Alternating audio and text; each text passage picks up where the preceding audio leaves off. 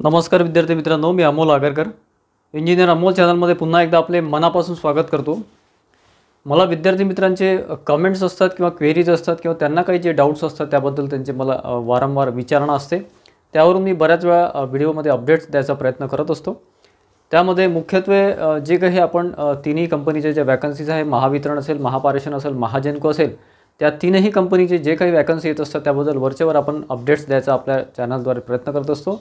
Plus additional ज्या vacancies असतात, ज्या महत्त्वाच्या वॅकन्सीज आहे त्यावर सुद्धा आपण थोडंफार इथे सांगायचा प्रयत्न करतो किंवा माहिती द्यायचा प्रयत्न करत असतो।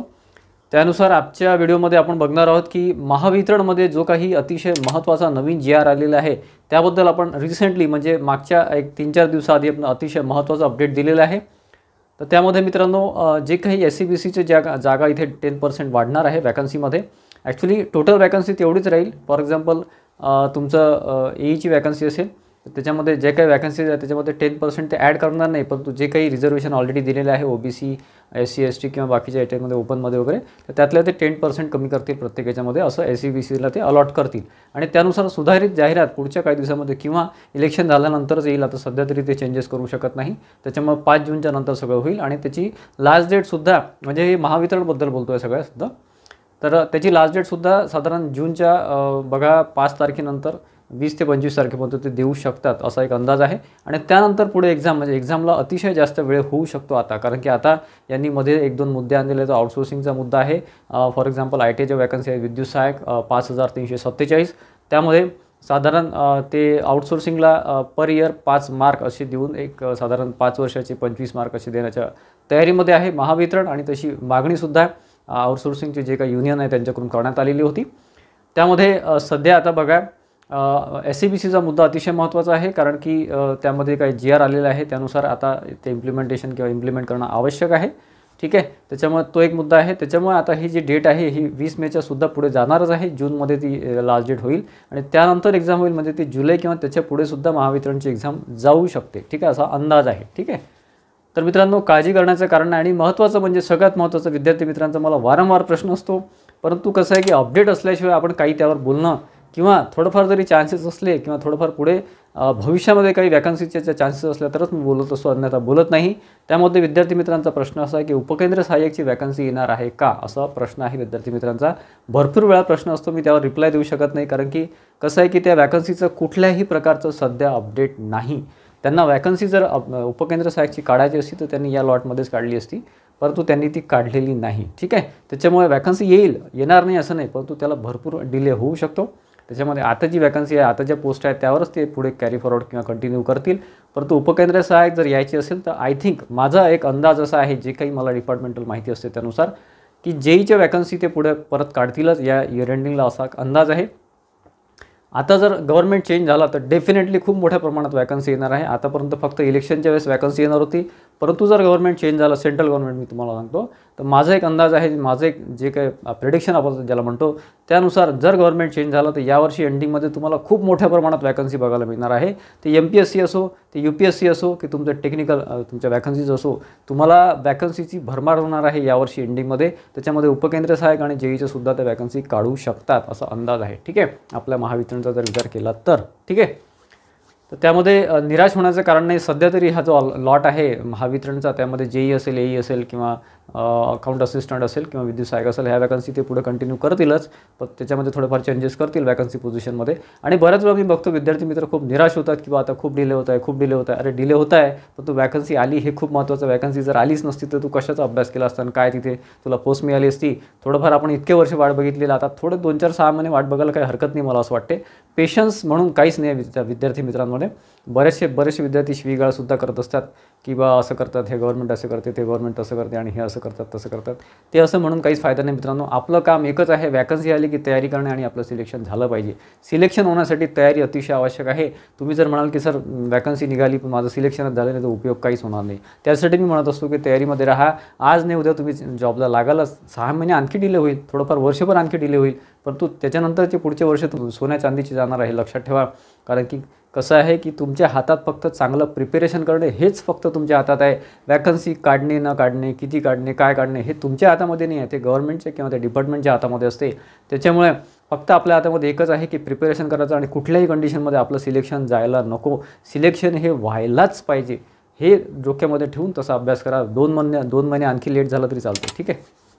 हे माझं ओपिनियन आहे, प्रत्येकाचं ओपिनियन हे वेगवेगळं असू शकतं. हे झालं महावितरणमध्ये मी जास्तीत जास्त तुम्हाला अपडेट द्यायचा प्रयत्न केलेला आहे.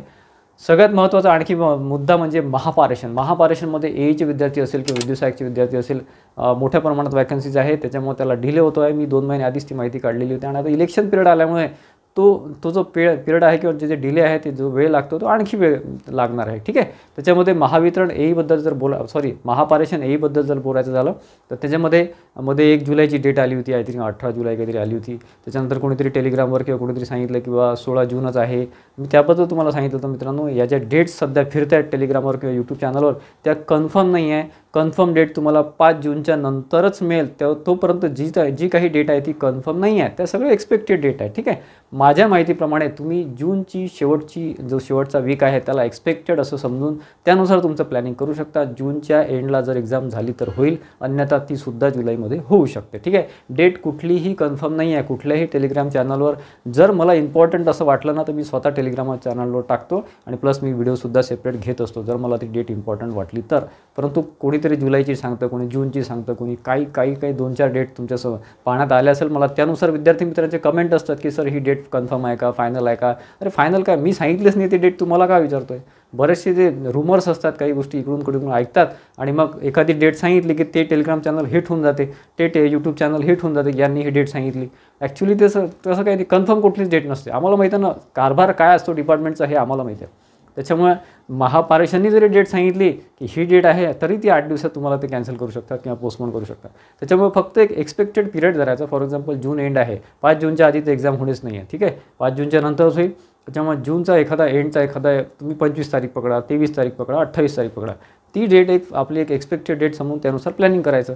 जूनच्या लास्ट वीकला एक्झाम होऊ शकते किंवा जुलैच्या फर्स्ट वीकमध्ये सुद्धा होऊ शकते. अजूनपर्यंत डेट कन्फर्म नाही आहे. एक्सपेक्टेड डेट म्हणून अभ्यास करायला काही हरकत नाही आहे, ठीक आहे. आणि राहिला विद्युत सहाय्यकचा प्रश्न, तर विद्युत सहाय्यकचे जे काही महापारेषण आहे त्याच्यामध्ये आणखी डिले होणार आहे. आणि त्याच्यामध्ये सगळ्यात महत्त्वाचा जो मला विद्यार्थी मित्रांनी बऱ्याच वेळा कमेंट केली, महावितरणचा रिसेंटली मी एक SCBC आणि आय थिंक त्याबद्दलचं जे आहे एक GR आहे तो आता गव्हर्नमेंटने काढलेला आहे आणि महावितरणच्या साईटवर तो आलेला आहे. त्याचा व्हिडिओ मी रिसेंटली 4 दिवसाआधी दिलेला आहे की असं त्याच्यामध्ये SCBCनुसार चेंजेस होणार आहे. तसं महापारेषणमध्ये होणार आहे का असे विद्यार्थी मित्रांचे प्रश्न होतो आणि कुठेतरी त्यांनी व्हिडिओ पण बघितलेला आय थिंक सो. ते जे पत्र आहे मित्रांनो ते महापारेषण मानव संसाधन विभाग मागासवर्गीय कक्ष यांचं आहे, ठीक आहे. ऑफिशियल साईटवर महापारेषणच्या कुठल्याही प्रकारचं असं अपडेट नाही, ठीक आहे. 25/4/2024चं हे पत्र आहे. प्रशासकीय परिपत्रक म्हणून 667 नंबरचं आहे, ठीक आहे. त्याच्यामध्ये तुम्हाला विषय सांगतो फक्त, सामाजिक आणि शैक्षणिक मागास SCBC वर्गाकरता आरक्षणाच्या तरतुदीनुसार सरळ सेवा भरतीसाठी सुधारित बिंदू नामावली विहित करण्याबाबत त्यानुसार 27 फेब्रुवारी सरळ सेवा भरतीमध्ये SCBCला तुमचं रिझर्वेशन मिळालं पाहिजे असं सांगितलं आणि 27 फेब्रुवारी 2024च्या नुसार किंवा त्याच्या पुढे जे भरती निघतील त्यासाठी इम्प्लिमेंट करणार. आता बाकी वाचून दाखवण्यात मला काहीही पॉईंट वाटत नाही. हा जर पॉईंट इतका महत्त्वाचा असता तर मी मागच्या व्हिडिओमध्ये तुम्हाला महापारेषणबद्दल सांगितलं असतं. तर असं काही फेक लेटर नाही आहे, व्हॅलिड आहे. परंतु माझ्या दृष्टीने हे पत्र इतकं महत्त्वाचं नाही आहे कारण आपली वॅकन्सी त्याच्या आधीची आहे, 27 फेब्रुवारीच्या आधीची वॅकन्सी आहे. त्याच्यामुळे महापारेषणच्या विद्यार्थ्यांनी टेन्शन घेण्याचं काही एक कारण नाही. 1% टेन्शन घेऊ नका. महावितरणमध्ये चेंजेस घडणार आहे कारण की त्याची एक्झाम डेट अजून कंप्लीट झालेली नाही आहे. एक्झाम डेट म्हटल्यापेक्षा फॉर्म सबमिशन डेट कंप्लीट झालेली नाही आहे. महापारेषणचं बरंचसे प्रोसिजर आधी झालेली आहे, आता फक्त एक्झाम होणार आहे. त्याच्यामध्ये ते आता काही त्याच्यामध्ये चेंजेस करू शकत नाही माझ्या माहितीप्रमाणे, ठीक आहे. त्याच्यामुळे त्यावर जास्त डिस्टर्ब होण्यात काही अर्थ नाही आहे. अभ्यासामध्ये फोकस करा. तुमची एक्झाम जूनमध्ये किंवा जुलैमध्ये होईलच. माझ्या अंदाजानं जुलैमध्ये कुठल्याही वीकमध्ये होऊ शकते कारण नंतर मग स्टेटचे इलेक्शन सुरू होतील, आचारसंहिता चालू होईल, ठीक आहे. त्याच्यामुळे जुलैमध्ये ही एक्झाम होणार आहे. त्याच्यानुसार तयारीमध्ये राहा आणि अशा प्रकारचे जे काही माहिती तुम्हाला अर्धवट माहिती इकडून तिकडून मिळते त्याच्यापासून थोडंसं दूर राहा, ठीक आहे. महावितरणमध्ये त्याचं इम्प्लिमेंटेशन होणार आहे. मी स्पेशली विद्युत सहाय्यकबद्दल बोलतो आहे आणि महापारेषणची जी विद्युत सहाय्यकची जी वॅकन्सी आहे त्याच्यामध्ये त्याचा काहीही फरक पडणार नाही आहे. जी वॅकन्सी जशी आहे ती तशीच राहणार आहे. तुम्ही फक्त अभ्यासावर फोकस करा. बाकी तुमचं तुमच्या जे माइंडमध्ये जे घोळ चालू असतं ना, तर त्याचं क्लिअर करायसाठी मी इथे उभा आहे. ठीक आहे, त्याच्यामुळे अभ्यासावर फोकस करा. महावितरणमध्ये चेंजेस होतीलच डेफिनेटली. महापारेषणमध्ये तसे काही चेंजेस होणार नाही, कारण 27 फेब्रुवारीच्या पुढे जे काही वॅकन्सी येईल त्याच्यामध्ये हा नियम आपले इम्प्लिमेंट ते करणार आहे. ठीक आहे, तर आशा करतो की महापारेषणबद्दल सुद्धा तुमचे डाऊट्स क्लिअर झालेले असतील. महाजनको सध्या कुठल्याच प्रकारची वॅकन्सी नाही आहे, परंतु महाजनको टेक्निशियन 3 बद्दल त्यांनी ऑलरेडी आपल्याला एक नोटिफिकेशन दिलेलं आहे, नोटीस दिलेलं आहे लोकमत न्यूजपेपरमध्ये. त्यानुसार 800 वॅकन्सी ज्या आहे, 800 ज्या वॅकन्सीज आहे ते पुढे येणारच आहे. आय थिंक जुलैपर्यंत ती वॅकन्सीची डिटेल नोटिफिकेशन येऊन जाईल. त्याचे जे काही नियम आहे, ज्याच्यामध्ये वयोमर्यादा आहे किंवा जे काही बऱ्याचशा गोष्टी आपण सगळे व्हिडिओ दिलेले आहे. परत त्यावर बोलण्यात काही पॉईंट नाही आहे. सगळे व्हिडिओ आपल्या चॅनलवर अवेलेबल आहे. तुम्हाला पाहिजे असेल तुम्ही माहिती घेऊ शकता. जे नवीन सबस्क्रायबर आहे किंवा व्ह्यूवर आहे त्यांना सांगतो आहे. ठीक आहे, आणि बाकी त्याच्या रिलेटेड जे काही वॅकन्सी आहे त्याच्यामध्ये CSRचा एक मुद्दा अतिशय महत्त्वाचा आहे. मला काही विद्यार्थ्यांनी कमेंट केली आहे. मी बऱ्याच वेळा मागच्या व्हिडिओमध्ये सुद्धा माझा नंबर दिलेला आहे. मला माझ्या नंबरवर कॉन्टॅक्ट करा. तुमचा CSRचा मुद्दा असेल, कोणी की तुम्ही एखादा ग्रुप असेल किंवा काय असेल, तर मला तिथे माझ्या नंबरवर कॉन्टॅक्ट करा म्हणजे मेसेज करा, फोन करू नका, मेसेज करा. त्याच्यानंतर आपण वाटलं तर मी कोणाशी तरी बोलतो एखाद्या विद्यार्थ्याशी आणि त्यानंतर ठरवू पुढे काय करायचं. तर त्याच्यामध्ये आपण काय स्टेप्स घेतात असेल तर बघू आपण. ठीक आहे, आणि राहिला प्रश्न महाजनको टेक्निशियन 3च्या कोर्स आहे, त्यामध्ये मला बरेच विद्यार्थ्यांचे प्रश्न आहेत किंवा क्वेरीजसुद्धा आलेले आहे. त्याच्यामध्ये पुढच्या 1-2-4 दिवसामध्ये किंवा 8 दिवसामध्ये आपण महाजनको टेक्निशियन 3चा अतिशय चांगला कोर्स इथे आणतो आहे आपल्या ॲपवर. इंजिनियर अमोल आपला ॲप आहे, खाली डिस्क्रिप्शन बॉक्समध्ये लिंक आहे. डाउनलोड केलं नसेल तर डाउनलोड करून घ्या. त्या ॲपवर आपल्या आता कोर्सेस पुढे येणार आहे. त्याच्यामध्ये सगळ्यात पहिले आपला महाजनको टेक्निशियन 3चा नॉन टेक्निकल म्हणजे ॲप्टिट्यूड आणि रिझनिंगचा अंकगणित बुद्धिमत्ताचा कोर्स अतिशय महत्त्वाचा हा शेवटच्या स्टेजमध्ये आहे. पुढच्या याच्यामध्ये 8 दिवसामध्ये तो लॉन्च होऊन जाईल किंवा सुरू होऊन जाईल.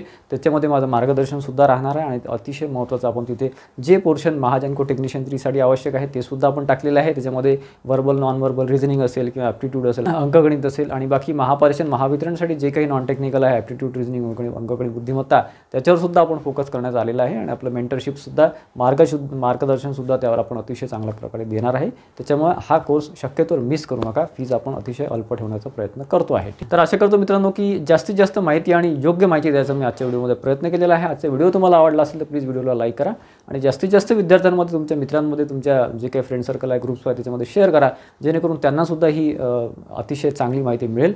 आणि आपल्या चॅनलला सबस्क्राईब केलं नसेल, इंजिनियर आपलं यूट्यूब चॅनल आहे, त्याला सबस्क्राईब केलं नसेल ते सबस्क्राईब करून ठेवा, जेणेकरून असे महत्त्वाचे अपडेट्स तुम्ही मिस करणार नाही आणि तुम्ही भरकटल्या जाणार नाही. ठीक आहे, त्याच्यामुळे आपल्या चॅनलला नक्कीच सबस्क्राईब करून ठेवा आणि बेल आयकॉनसुद्धा क्लिक करा, जेणेकरून तुम्हाला वरचे अपडेट्स आहे, नोटिफिकेशन तुम्हाला मिळत राहील. धन्यवाद मित्रांनो.